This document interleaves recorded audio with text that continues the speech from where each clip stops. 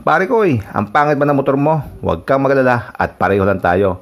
Kaya ang gawin na lang natin pareho ay bumawi na lang tayo sa vape natin at manguha tayo ng poging vape. Dahil ang motor napakamahal, ang vape napakamura lang at kayang-kaya nating bilhin. Kaya ito, namili na ako ng bago kong unit na vape sa halagang 1,300 pesos. Meron na akong poging Aegis Boost Pro gawa ng Geek Vape. At itong Aegis Boost Pro ay high-tech para sa akin dahil galing lang ako sa Pulmec at ako lang ay gumagamit ng mga RDA. Yung mga nire-rebuild at nilalagyan ng juice manually. Ito hindi na dahil naka-rebuild na siya. Kumbaga plug and play na lamang at yung juice niya ay naandun na mismo sa loob at hindi ka na karga ng karga. So tara mga pare ko, tignan pa natin mabuti itong ating Aegis Boost Pro. And then dito ang sabi is RDTA and 510 connector are sold separately. So wala siyang kasamang ganun, kundi ito lang yung naka-built-in sa kanya. Siya ay may kakayahan ng 100 watts yung kanyang temperature control. Advanced in performance, so pwede siyang RDTA at pwede siyang may tank. Geek Vape P series coil. Leak proof, so wala siyang tagas. Kahit na itaob-taob mo siya ay hindi tatagas itong ating tangke. Adjust airflow, zero condensation dahil nai-tank siya, so walang lalabas na vapor. Then yung kanyang capacity ng tangke is 6 ml. Meron siyang charger o pwede siyang mag-charge gamit ang Type-C connector niya. IP67 rating, so siya ay waterproof at ayun nga, shockproof. At siya ay gumagamit ng 18650 na battery. So replaceable siya at hindi siya built-in. Ayun, kung gusto mo malaman kung original itong nabili mong Geek Vape na to, ay scratch mo to at ayun, yung barcode at malalaman mo na kung original siya. At tara, wag natin patagalin. I-unbox na natin at reviewin itong aking bagong vape, itong Aegis Boost Pro ng Geek Vape. At ito, nakalagay siya sa kulay itim na box. At pag binuksan natin yung box, tadan! Ito na siya. Wow! Devil red nga yung kanyang kulay. At confirm ang pogi. Kahit na pangit yung aking motor, pag nilabas ko to, ay ang pogi naman ng aking vape. Ayan. So, ito yung unang laman niya. At sa loob niya, ay ito yung kasama niya. Oops, yun. Siyempre, ito yung manual, which is kukunti lang naman nakasulat dito dahil kalimitan dito ay ibang lahi na yung nakasulat. So, basahin nyo to bago nyo pindutin to. Then, siyempre, warranty card, kasama pa rin. Ayan. At dito sa box na to, ang kasama niya, yun, ang USB cable na Type-C color white. At ito wala to, silica gel lang to. At ito na ang ito pang kasama niya, ang tools pantanggal ng OCC at isa pang tip. Ayan o. Kung ayaw mo nito, ito naman ang panghihigop mo. And then, meron pa ba? So, ayan. And then, oh, meron pa. Ito. Uy. Mayroon siyang pasunod na isang OCC. At tingnan natin yung loob niya kung ano. Yun o. Meron siyang yun. 0.4 ohms. 50 to 60 watts yung kanyang wattage na requirement. So, ayan o. Ito yung sinasabi nating high-tech na. Hindi na binibuild at hindi na nilalagyan ng juice dito dahil ito ay ready to install na at dito siya ini-install. So itong ating bagong vape ay may tatlong materials na ginamit. Unang-una, ito yung kanyang rubberize. Kaya non-slip to hindi dudulas sa kamay mo. Ito na yung alloy. Ito yung part na to at leather to. Itong pinaka hinahawakan yung ganon. Then ito yung lalagyan ng baterya niya. At dito ang inyong airflow. Ito. So pag binuksan nyo to, ayun, nagkakaroon siya ng malaking butas. Pag sinarado nyo, lumiliit yung butas. Pag kinabilaan nyo, ganun din naman. So baliktaran yung kanyang pagbubukas. So ito na yung kanyang tank. Sa pagbubukas, pipress nyo lang to at makukuha nyo na yung inyong tank at masiseparate nyo na ang inyong pad. Ayan, ito. So ito na siya. Ayun, ang pasunod din na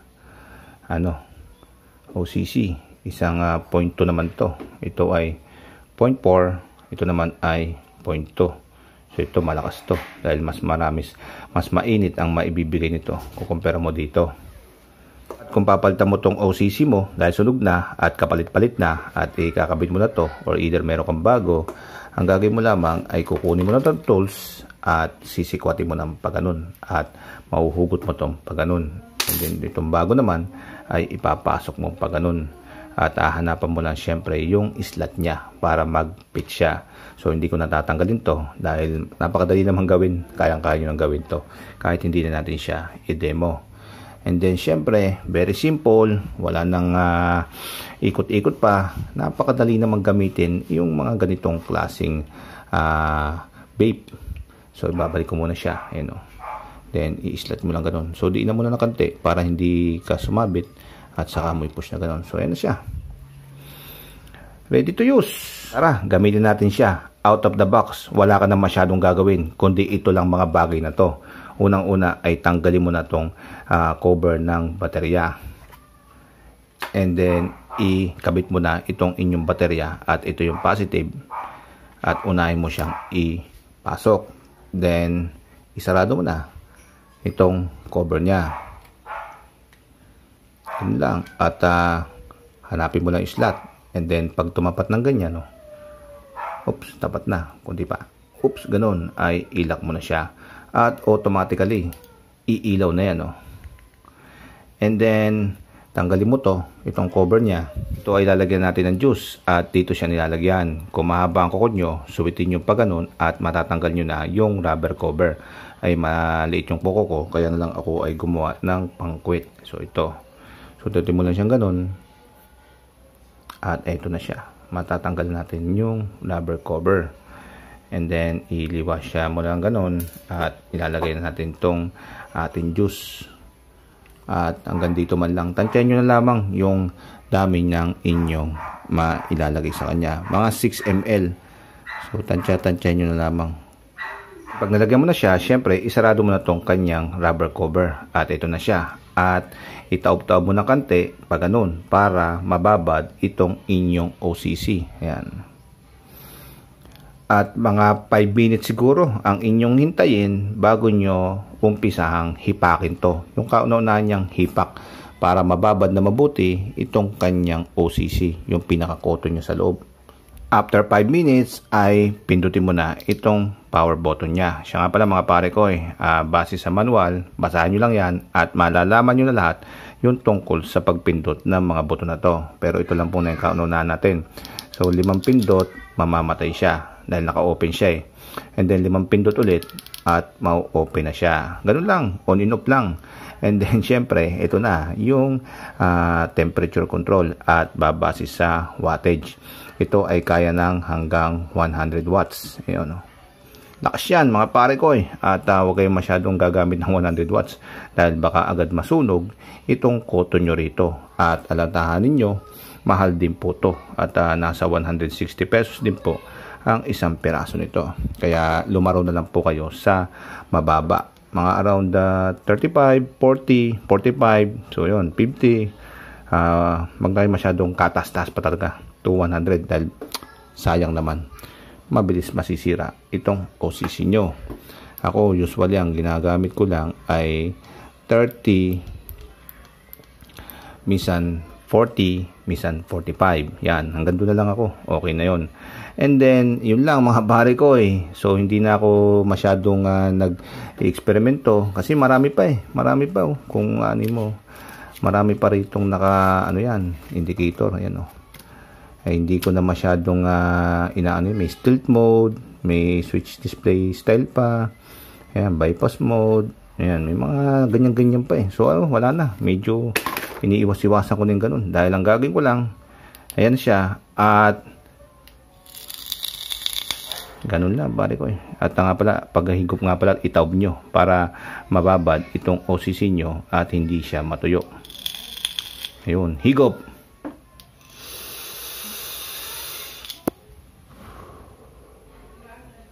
Nice, very simple. Ayan o, out of the box. Ganun lang ang gagawin mo. At ito na, magagamit mo na siya ora mismo. Isa pa.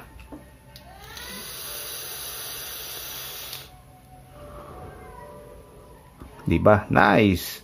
Pag naubos yung baterya is, ayun, pwede kayong mag-charge dito. At dito siya charge no?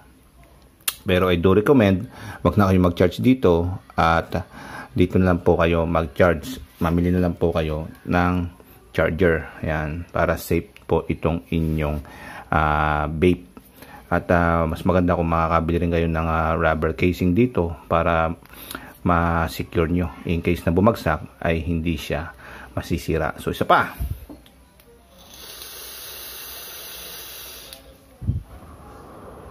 At habang ginagamit mo to ay naseset mo na siya ayon sa kagustuhan mo at ayon sa pangangailangan mo. Tulad nitong temperature, yan yung wattage niyan. Ako hanggang 30 lang yung gusto ko.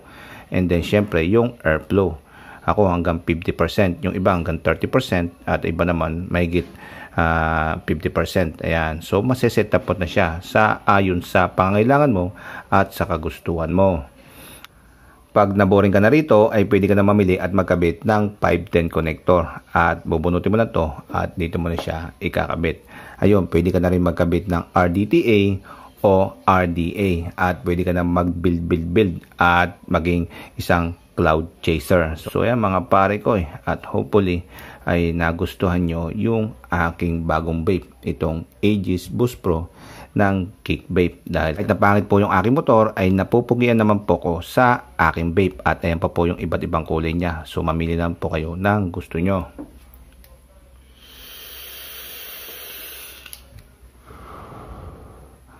At hanggang dito lang po yung aking video at maraming salamat po sa panonood. Paalam sa inyo mga pare ko. Paalam!